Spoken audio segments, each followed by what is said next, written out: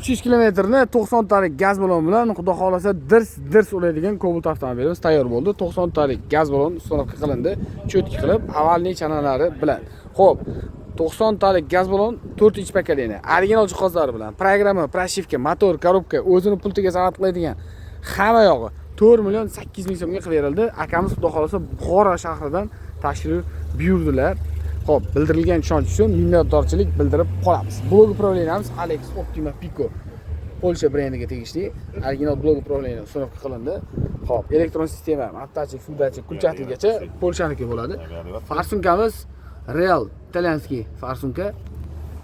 Reduktorimiz Action kompaniyaning X reduktorini uстановка qilindi.